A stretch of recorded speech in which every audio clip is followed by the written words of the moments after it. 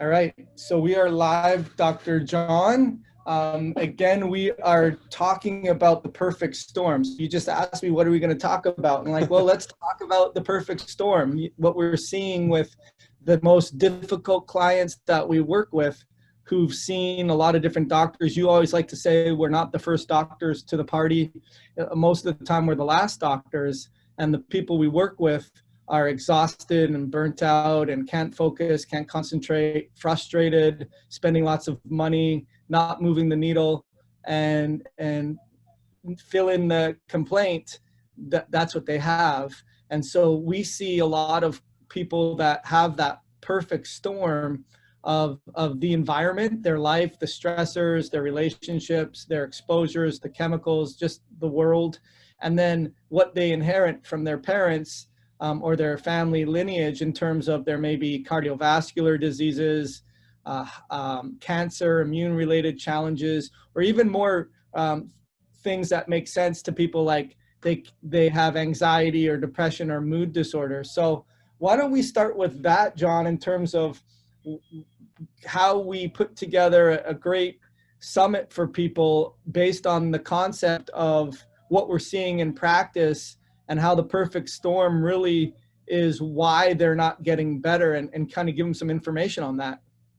Yeah, so to kind of sum it up, just going back and listening to some of the speakers that we interviewed, a lot of great information, and we're kind of fortunate that we got to interview it, and we actually have access to stuff weeks before it actually airs. But I was going back listening to some of the speaker components. One thing that kind of stuck with me was one of our speakers and one of our mentors, Mike Johnson. He kind of talked about where a lot of people are going to maybe a specialist or going to a doctor, and they're focusing on one piece of the puzzle. And he kind of used that example of kind of four legs of the table, right? Where you may go to one doctor that does only the genetic aspect, and you go to the next person that maybe specializes in, blood chemistry or thyroid components or hormones. And then you get to the next person that maybe focuses on kind of the lifestyle component in terms of like, okay, like a dietitian that, hey, this is the diet that you should follow. Or you go to somebody that's just maybe testing for, that infection component, and really kind of sum it up is that perfect storm is having all of those legs investigated, and if you talk about a table that's got four legs and you pull one leg out from under it, the table's going to fall over, right? So you got to have all four of those pieces being investigated and being supported. That's a lot of, a lot of the people that I see, you're kind of the same thing where they're doing a lot of the right things, right? They may be following the right dietary component. They've had some of the proper testing done from a functional medicine standpoint. They've looked at, conference of blood work or, stool microbial testing or, the proper adrenal hormone testing. And then you get somebody that maybe has worked with the genetic component, right? And they have this genetic report, but then all they're doing is they're taking, 20, 30 supplements, just trying to address all these SNPs. And so this kind of perfect storm summit really kind of focuses on those four pieces, right? Is how do those four legs interact together, and how do you make sure that you're addressing or supporting all four of the legs to really get the needle moving so that you are able to start, recovering from any type of chronic health issue that you suffer with. But for me, that was kind of a big, summary aha component that, Mike mentioned. That's just a great reminder that you gotta look at the whole person. You can't get kind of into these kind of cookie cutter protocols, one size fits all scenario. Everybody's individual. Got to go in it looking at all four of those legs. That was a big take home for me. Yeah, for sure. What were the four legs, just to summarize again? Yeah, so he talked about diet and lifestyle, so it's like diet and exercise, a foundational thing, right? People are jumping in and doing a ketogenic diet, or they're going vegan, or they're going paleo, or doing GAPS diet, whatever it is. No matter what the protocol that best fits them, that's what they're doing. But maybe that's all they're doing, right? So that first leg is that diet and lifestyle component, right? Diet and exercise. The next leg is the genetic component. It's like, how does your genetic predisposition play into supporting that table? The third piece is some of the advanced testing that we look at in functional medicine, more comprehensive blood work. When we talk about thyroid panels, looking at a full thyroid panel, looking at hormones, looking at hormone metabolites, like in the Dutch test, you're looking at organic acids test, and then that's that third leg. And then the fourth leg is the triggers, in terms of trigger testing, where you're kind of getting in and you're looking at all those epigenetic stressors, right? You're looking at those infections, heavy metals. What are those components that is maybe put a lot of disruption or kicking out some of the legs of the other table, but you got to investigate and address all four. Yeah, that's a great point. Thanks for recapping that for me. But I may have missed the fourth one initially. So no, that was good. That was good. So where I feel like the question we ask all our guests at the very end, in terms of, as a society, what can we do to mitigate that perfect storm, or those four legs? And the answer that keeps coming up is probably the main foundational leg, which is lifestyle, right? Yeah. I mean, at the end of the day, I remember Mike said, you know, you can look at the triggers, you can look at the genetics, but if they're leaving the supermarket with a bag of chips every day, the lifestyle is not going to support the other foundations. And I think that was one of the reoccurring themes that, as you mentioned, your theme, that's what I think keeps coming up. People really are sophisticated, especially getting back to the people we work with, John, that are exhausted and burnt out, and not even exhausted, burnt out, like they're miserable, and they have no energy, and they're not engaged in life, and they're doing the research on their own, but they don't realize that the lifestyle factors, like the relationship, their thought processes, their work, their mission, what they're put on this planet for, what they embrace, and what is it that motivates them. A lot of the times those take the back seat of any protocol. I guess, just as a side question, I'm curious to know, in your case, how do you incorporate lifestyle into the mix as an ingredient? Like, let's say someone's already looking at the genetics and they're missing a lot, but it's on their radar, and they're looking at their triggers. But how does that lifestyle factor in for you, and what you do with the clients that you work with? Yeah. So, being that, we're kind of like the last doctor of the party, and a lot of the people that we work with are already kind of educated to a lot of these kind of foundational things going into it. So they're understanding that, yes, EMFs are a component. You got to remediate sleep, sleep components. Most of them already kind of shifted dietary components and lifestyle aspects, and we got to maybe just fine tune it based on labs and genetic aspects. So from there, it's kind of fine tuning and a reminder in terms of those foundational components, in terms of, diet and sleep and mindset and relationships and all those other components that add to the perfect storm, per se. Now if it's somebody that's kind of brand new to all this stuff, and this is and I'm their first entry point because maybe they were referred or something along those lines, there's a whole lot more work that's got to be done. And you are going back to foundations. You're going back to basics. You're talking about, not only the dietary component, because they're probably coming in looking for that, that dietary aspect, that dietary recommendation, for that lifestyle change. But you really got to now have a conversation to figure out, all right, all those things you're doing on a given day that can be roadblocks, that can put more traffic on that highway, that adds to that perfect storm. So you're having dialogue, and you put on your detective hat and investigating these things, investigating, sleep patterns, is your phone plugged into your charging right next to your head, nightstand, is your Wi-Fi in your room, are you able to turn that off at night?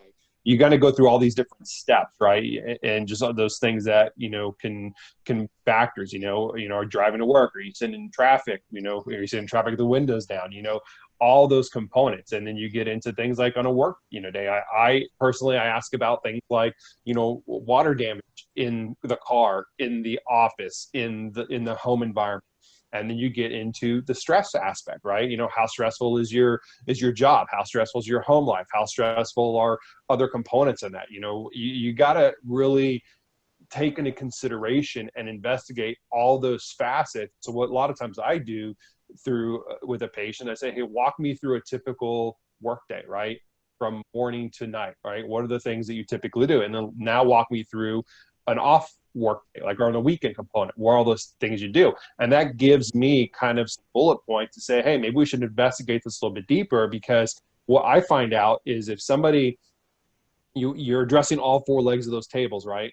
all four legs of that table. And if they're not responding, a lot of times there's maybe a thing that they're doing on a daily basis, that is putting a lot of emotional stress on them, that is subconsciously not allowing their body to heal. And a couple of speakers we interviewed kind of talked about kind of that subconscious, the thought process that are big hurdles and roadblocks. And so I think really what you have to do is you have to be truthful with yourself, and or find somebody to work with that you can have this dialogue with, to be able to kind of walk you through all these potential roadblocks that maybe you're not even aware of anymore, that are just the new normal for you, that could be adding to that perfect storm. Yeah, no, that's a great answer, John. And I'll give you an example. I'm working with an older client, and when I say older, in the 70s.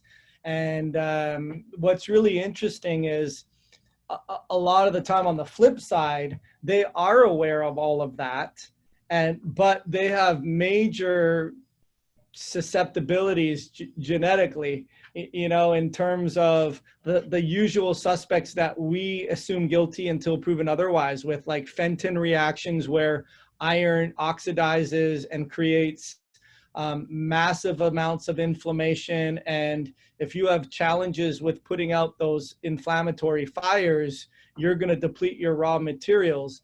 And depending on what raw materials get depleted will depend on how it expresses itself. Like in her case, she can't sleep, she's sad all the time, she's brain foggy. And that's the other thing too, where again, here's where the perfect storm comes together, where those four legs, where I really feel that's where the Perfect Storm Summit really talks about the implementation of the actual genetic information. And that's how we started this entire Your Genetic Type, John, in terms of, we initially started with MTHFR and people that were having chronic health problems that were looking into their genetic component, only to understand, hey, we feel that there's 7 core genetic types, and depending on what your genetic susceptibilities are, will depend on where the weak link in the chain breaks. And I think what we're saying now is,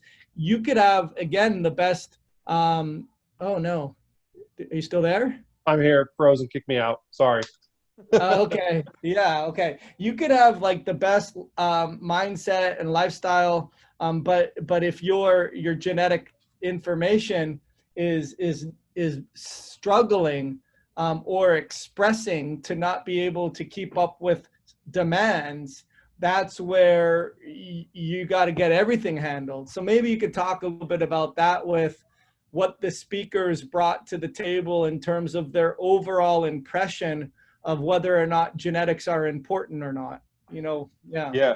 And that's something that we asked, pretty much every speaker, because there's been this kind of shift over the years in terms of how genetic data is used, right? And you're seeing, where kind of all started with MTHFR, right? We kind of thought we had this magic, answer that was going to be, be able to help a lot of people. And we realized real quickly that it was a little more complicated than that.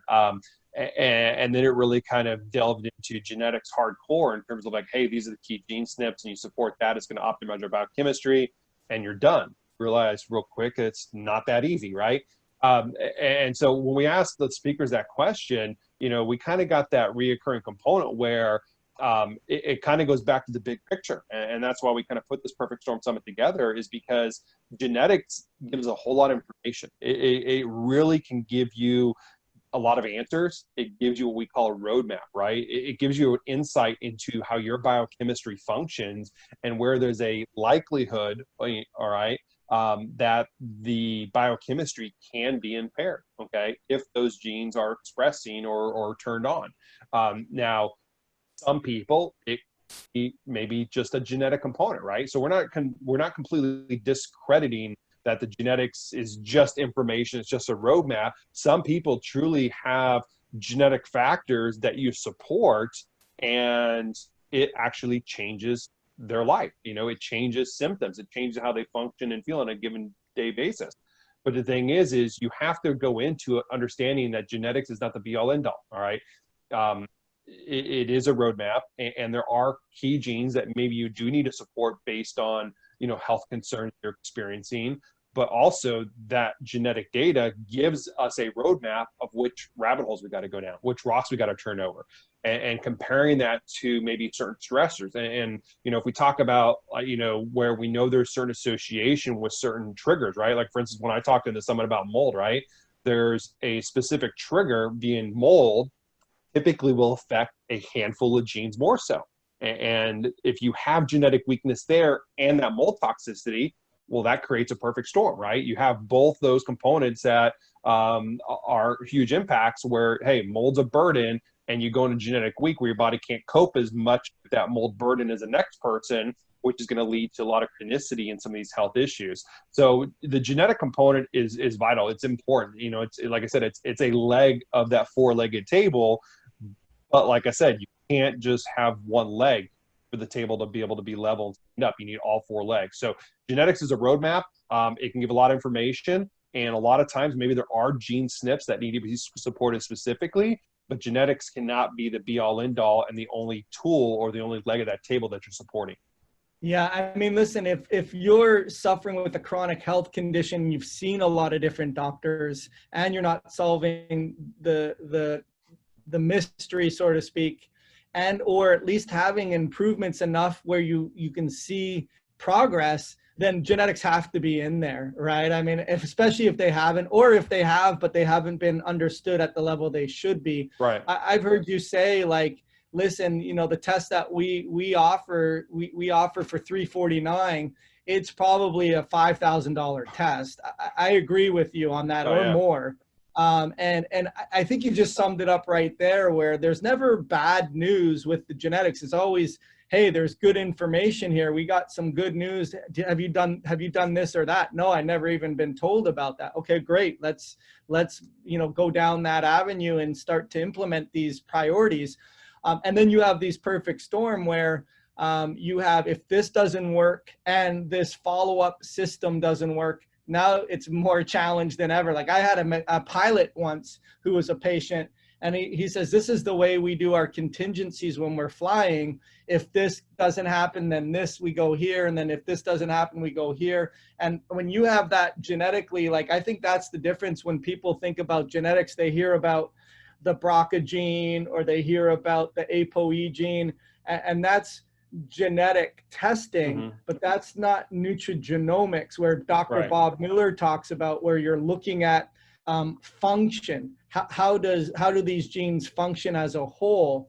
And I think, John, maybe you can explain this, because I think people need to know about this that don't have this insight, where Dr. Bob Miller talked about the tsunami of the perfect storm when I was re-listening to it. And the tsunami of the perfect storm is these iron carrying genes, which make it more likely for overabsorption, even ironically, when you've been told your whole life you're iron deficient, which you may be in the blood, but you're not iron deficient in the body. That's a huge thing. But let's say you have those genetic susceptibilities of iron dysregulation, where it's not being passed from one assembly line to the next, to the next, to the next, to the next. And then on top of that, you have some challenges with your NADPH recycling, which can kind of get complicated for sure. But basically what I would explain is you have major fire sources, fuel sources, with major inability of fire hydrants to turn on. So maybe you could talk about that tsunami of perfect storm, where the listener who is looking for information, who hasn't signed up yet for the Perfect Storm Summit, where we'll put the link underneath this information, can get access to that in what we're just talking about there. Yeah, so if you kind of just sum up, a lot of the things that all the speakers talked about, right? Kind of big picture, that perfect storm, inflammation plays into this at some level, right? A lot of things, pretty much everything can go back to inflammation at some level. Now, if you're talking about what Dr. Bob Miller talked about, that tsunami aspect, just based on the things he's researching and where people really have a lot of chronic health challenges, and nothing seems to work. It seems like there's a couple, stories that a lot of people are kind of fitting into.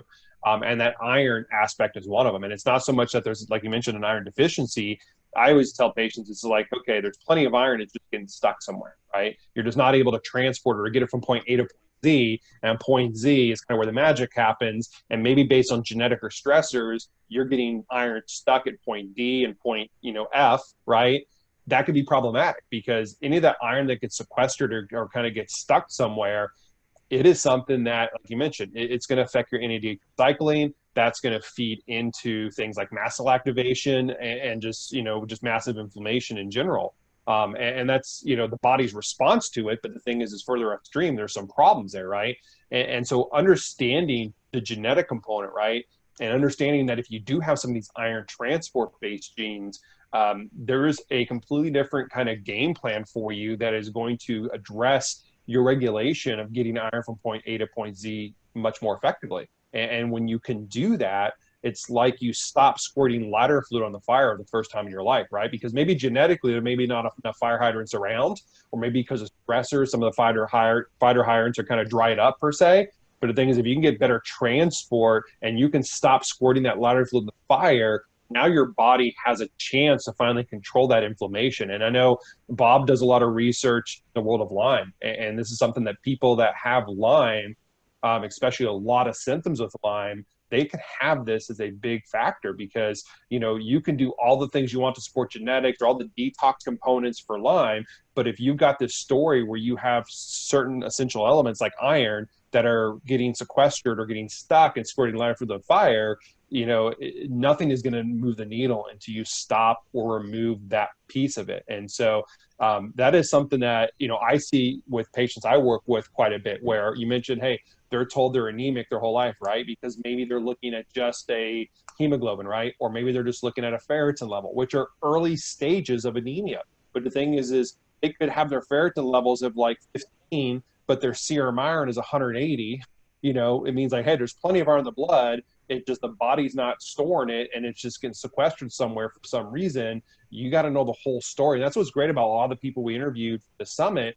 And more practitioners are out there to do this work that are looking at all of these pieces. They're looking at all four legs of that table. And that iron story is something you got to really assess really from all four pieces, right? All four legs. You got to look at the dietary lifestyle component. You got to look at the genetic aspect. You got to look at, what is it like, going on with like full iron testing, full iron panel, as well as what are the stressors that we know that can really disrupt that iron story a little bit more easier than others. And so it can be a big factor. So if somebody has been told, off and on through their life or have had an issue with iron, right? They've been told they're anemic and they've got chronic health challenges. This is something they're going to want to tune in because there's going to be a lot of information. They're going to get a completely different perspective, just listening to speakers, but especially Dr. Bob Miller's talk on how those Fenton reactions can really drive massive inflammation. Yeah. I think it's a paradigm shift in the healthcare field that it's not just black or white, it's iron overload or iron deficiency. It's iron dysregulation.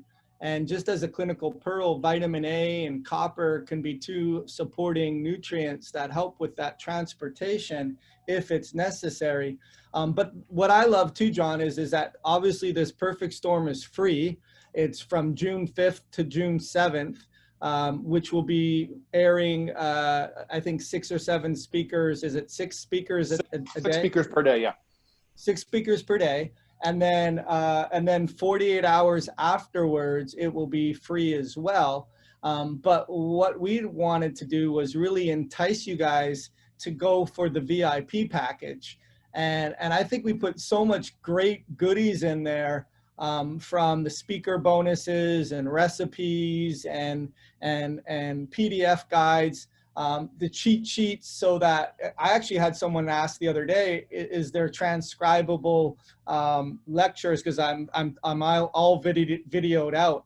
And I think we're having it on, it's going to be available with the audio file. No, I mean, you don't have to just watch the video. Yep, in the VIP membership, all 18 sessions of the summit are in audio only format as well.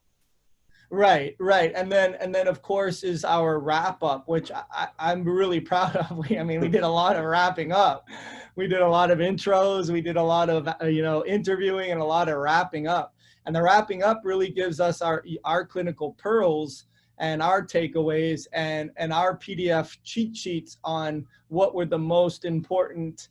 All of the information was important. What was the most insightful takeaways that you can implement right away? Yeah. And that is available for purchase beforehand as well. So as far as any other favorite speakers or any other favorite information that you had in there, or?